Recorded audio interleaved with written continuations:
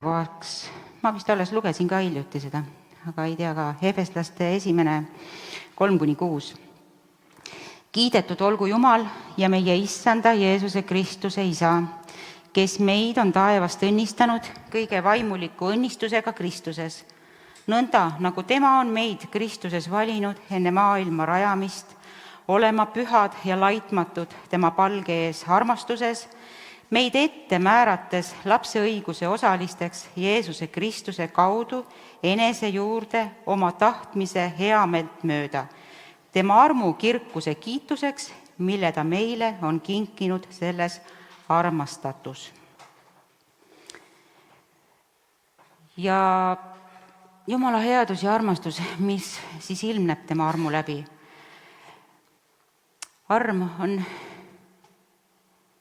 Armust on hea laulda, alles me laulsime, iga päev on armuus. Aga me näiteks Margusega oleme täielikult mägede fanaatikud. Me imetleme neid võimsaid Jumala loomingu imesid siiralt ja vaimustunult. Samas on neid inimesi, kes elavad selliste uskumatute vaatamisväärsuste ees ja ümber, kes peavad enesest mõistetavaks seda ilu ja imet, mis neid ümbritseb. Nad näevad neid iga päev ja siis juhtub see, et see ime kaotab nende silmis tähenduse. Nad harjuvad sellega.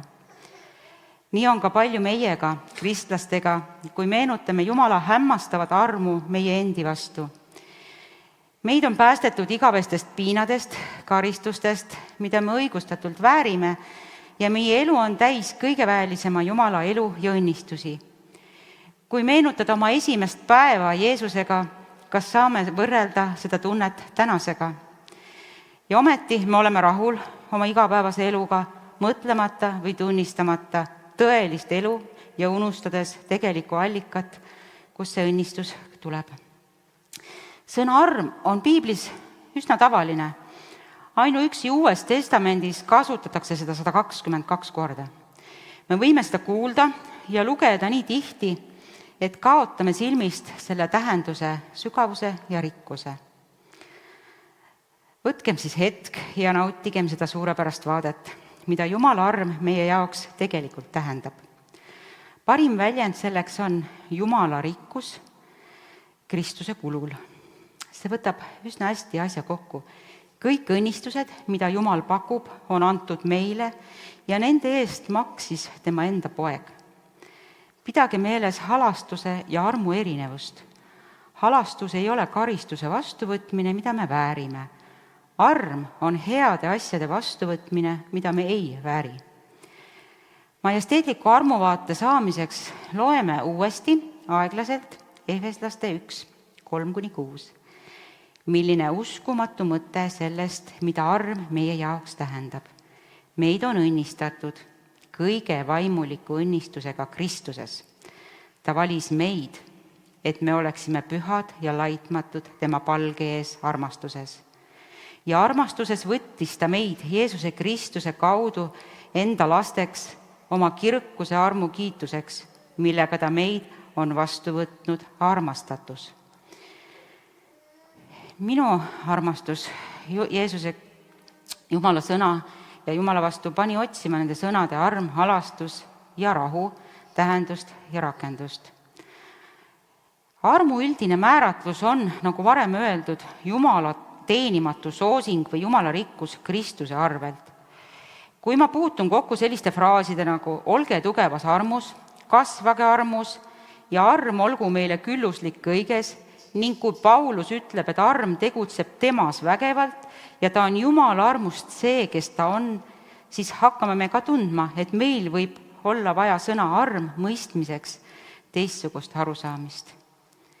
Me teame ju, et olemas on ka armuõpetus, mis viitab sellele, et ükskõik, mis ka ei juhtuks, Jumala armastus on selline, et sa ei pea millegi pärast halvasti tundma. Sa oled loomult hea ja kõik, mida sa vajad, on rohkem armastust. Lugesin, et üks pastor kutsub seda lohakaks armastuseks. Armu on õpetatud kui sellist armastust. Peab paluma sellega mitte nõustuda.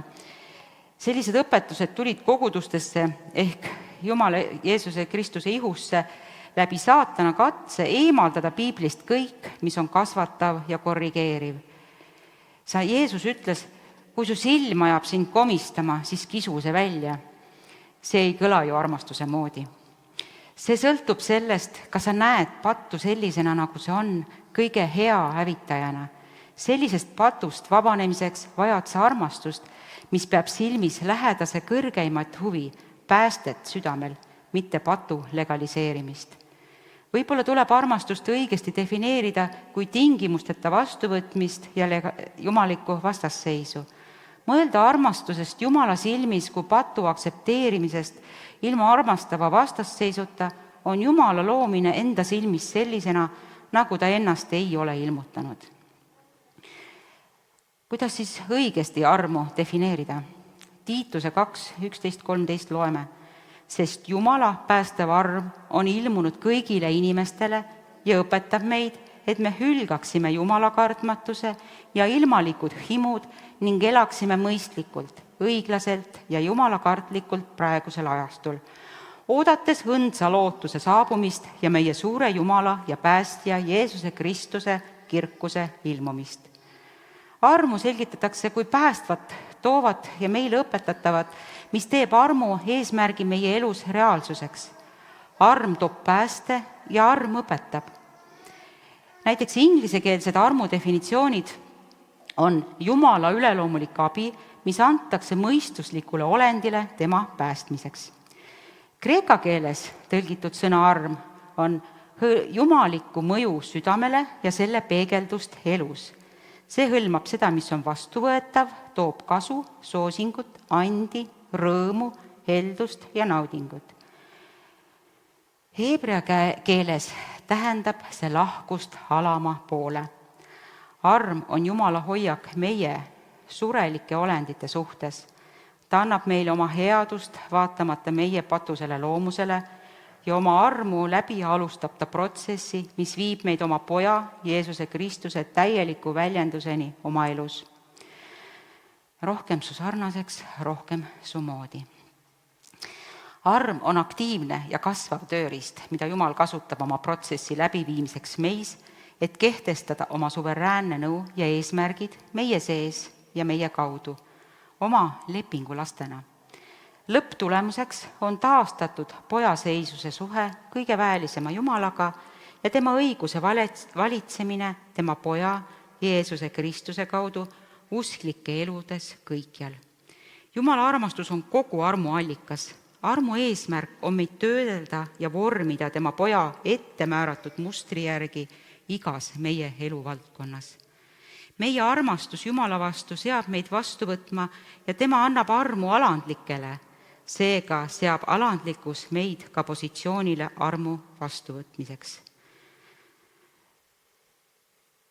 Peab ka rääkima, mis on selle alandlikkuse vastand, mis takistab meil võtmast vastu armu. Ja väga ohtlik on kirjutada ülbusest, sest enamik meist tunneb teistes ülbuse ära enne, kui tunneme ära enda oma. Ja need kohad, mis ma leidsin, kuidas seda koguduses iseloomustatakse, seda ülbust, siis kasutan kokkuvõttes mitmust ehk meie. Siis ma räägin nii iseendale kui teistele. Siin on mõned märgid, et me võime olla ülbed. Me ületame alati kõigi teiste lugusid. Pole tähtis, mis teema on. Meie vastuseks teistele on alati lugu, mis on natuke parem, natuke põnevam, natuke haaravam, natuke olulisem, natuke suurem, vähemalt meie endi silmis. Me ei kuuluta tõde ja evangeeliumit, vaid hakkame õpetama igal pool, kus võimalik, näidates just, mida teised peaksid õigesti tegema. Me ei tunnista kunagi oma vigu. Isegi kui me teame, et eksisime, õigustame kuidagi oma tegusid, et säilitada oma maine. Mõnikord me kasutame 1. Moosese 3. peatükis kirjeldatud trikki. Süüdistame oma vigades kedagi teist, kas või Jumalat. Me ei ütle kunagi vabandust või palun andesta mulle, sest need sõnad nõuavad, et me võtaksime vastutuse oma patustamise eest. Ja ülbed teevad seda harva. Me liialdame, see tähendab, et me valetame, kui see toob au meile endile või meie teenimistööle.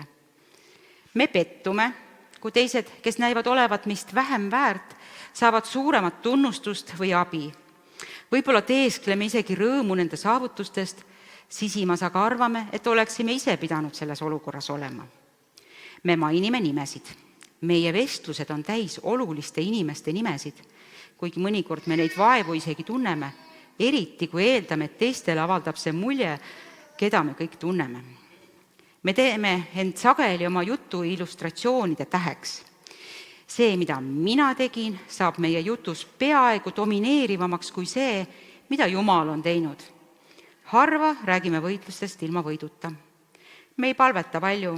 Uhked inimesed parandavad kõik lihtsalt oma võimete ja jõu järgi. Pole vaja eriti palvetada, kui saame absoluutselt kõigega ideaalselt hakkama. Kui me tunnistame, et vähemalt üks nendest tähelepanekutest iseloomustab meid, siis tunnistamine on esimene samm alandlikkuse suunas. Issand, hoidku meid kõiki alandlikuna. Ja kõik, mis me oleme ja mida me kunagi loodame olla, saame vastu võtta ainult Jumala mitmemõõtmelise armu kaudu. Halastusest rääkides on nii Vanas kui Uues Testamendis näiteid Jumala halastusest. Halastus on see, kui Jumal oma armastavast lahkusest keeldub karistusest, mida me oma patu tõttu õigusega väärime. Jumala halastust ja kaastunnet ei saa inimesed ära teenida. Halastav olemine on osa Jumala loomusest. Jumal annab meie täiuslikku eeskuju halastusest ja näited pühakirjas on 2. Kristuse 1, Jumal on halastuse isa. Eefeslaste 2, Jumal on rikas halastuste poolest. Danieli 9, Jumala halastus on suur, ta kordab seda Saamueli 24. peatükis. Ja Roomlaste 9 ütleb ta, Jumal on halastav nende vastu, kes seda ei teeni. Jumal näitas meile oma suurt halastust, kui ta andis oma ainsa poja surema hädas olevate inimeste maailma eest. Me peame vaid usaldama Kristust ja tema lõpetatud tööd ristil, et päästetud saada. Kristus suri ja tõusis üles, et me võiksime olla vabad patust ja vabad suhtlema isaga. Jeesus ütles, mina olen tee ja tõde ja elu. Keegi ei saa isa juurde muidu kui minu kaudu. Johannese 14 on see. Minu patuvõla maksab täielikult Kristus üksi ja ma loodan täielikult temale oma päästmise osas. Tänu Kristusele on mul igavene elu. Kiidetud olgu Jumal. Rahu. Piibli järgi on Jumala rahu, mis ületab kõik mõistuse, keha, meele ja vaimu harmoonia ja rahu, mis ületab maised olud. Peaaegu kõik Pauluse kirjad algavad fraasiga armu ja rahu teile Jumalalt, meie isalt ja issandalt ja Jeesuselt Kristuselt. Pühakirjas leiame, et rahu on defineeritud kui Jumala õnnistus ja kooskõla tema iseloomuga. Ja Jumala rahu, mis ületab kõik mõistuse, hoiab teie südameid ja mõtteid Kristuses Jeesuses. See on kirjas Filiplaste 4. Jumala rahu võib kirjeldada kui rahuliku tänulikkuse ja usu seisundit, kui me allume Jumala ja Kristuse käskudele ja usaldame neid. Jumala rahu kogemiseks on vaja nii alandlikkust kui ka julgust, otsides kaugemale pelgalt omaenda arusaamise võimetest. Pühakirja salm 2. Peetruse 1 julgustab kasvavat suhet Jumalaga, öeldes, Jumal andku teile üha rohkem armu ja rahu, kui te kasvate Jumala ja Jeesuse, meie issanda tundmises. Lähenegem Jumalale siira südame ja täieliku kindlusega, mida usk toob, südamed piserdamisega, puhastatud süütundest ja ihu pestud puhta veega. See on kirjas Heebrealaste 10. Kui me kasvame oma teadmises Jumala armastuse tarkusest ja õitsengust meie vastu, arendab meie meel ja vaim rahulikku usku tema väesse ja armu. Me hakkame ära tundma, et ta tõesti paneb kõik asjad meie heaks ja tema eesmärgid täituvad. Kolosslaste 3 ütleb, Kristuse rahu valitsegu teie südametes, sest te olete kutsutud rahuks ühe ihu liikmetena ja olge tänulikud. Ja palveks on täna, mida me peaksime iga päev paluma, on sellised sõnad. Isa, Anna meile andeks, et me ei peatu iga päev, et meenutada kõike, mida sa oled meie heaks teinud. Ära lase meil enam kunagi pidada sinu aulist armu enesemõistetavaks. Me täname sind, et sa saatsid Jeesuse minu pattude eest surema, et sa mind vastu võtsid ja minu enda lapseks tegid. Ma olen täna aukartuses selle ees, kes sa oled ja kõige ees, mida sa oled teinud. Aamen.